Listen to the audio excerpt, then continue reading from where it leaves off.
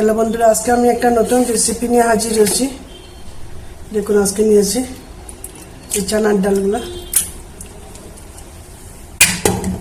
তার সঙ্গে লাগবে আমার সয়াবিনটা গরম জলে ভিজিয়ে ধুয়ে পুরো চেক করে নিলাম। আর লাগবে আমার 2টা টমেটো, আদা বাটা, রসুন বাটা। আর আমি কীরকম বানাচ্ছি আপনারা সঙ্গে থাকুন, দেখতে থাকুন। আপনারা কেমন আছেন? আলহামদুলিল্লাহ, আমিও ভালো আছি। আমি প্রেসার কুকারে বসি, আপনারা চাইলে ঠান্ডিতে বসাতে পারেন। জ্বালিয়েছি আমি সরিষার তেল।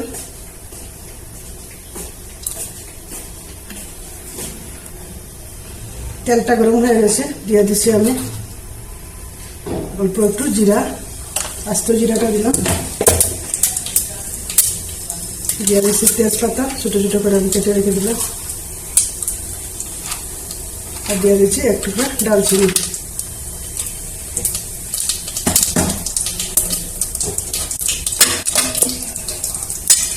দিয়ে দিচ্ছি আমি কাটা পেঁয়াজ।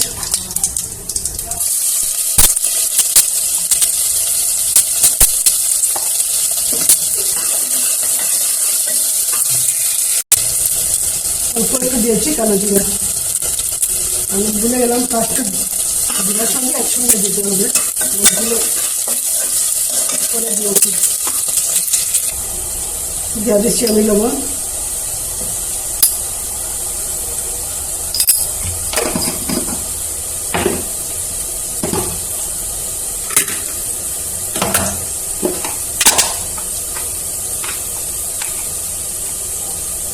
আদা বাটা দিয়েছি 1 চামচ, মানে 2 চামচ হবে, পুরো ভর্তি করে দিয়েছি আমি। ভর্তি করে দিয়েছি 1 চামচ রসুন, আদা বাটা, রসুন বাটা দিয়ে দিলাম।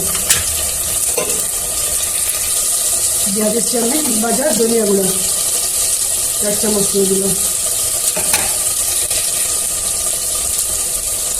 দিয়ে দিচ্ছি 1/2 চামচ জিরার গুঁড়া,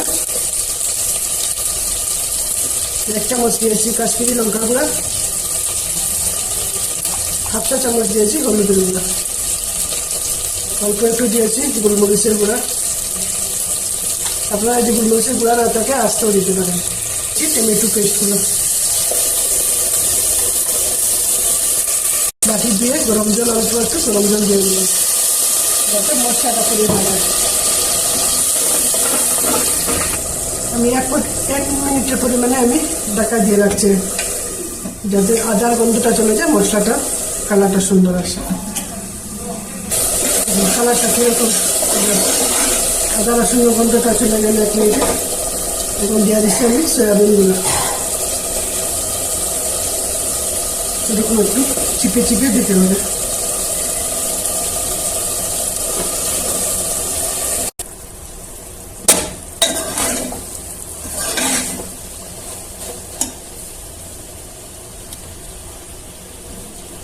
দিয়ে দিচ্ছি চানার ডালগুলো।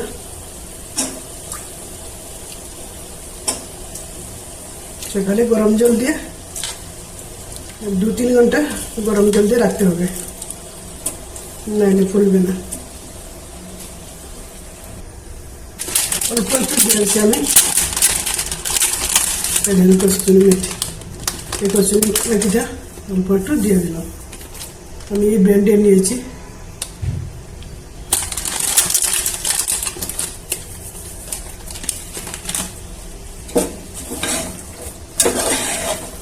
গরম জল দিয়ে ঢাকা দিয়ে থাকবো।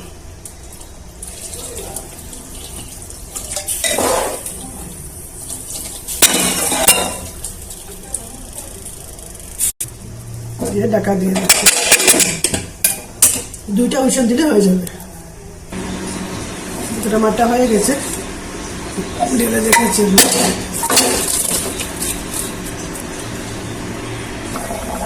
1 চামচ দিয়েছি আমি গরম মশলা,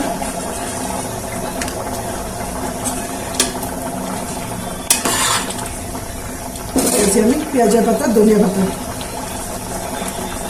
আমি যেরকম বানাচ্ছি আপনারা একবার বানিয়ে খেয়ে দেখবেন।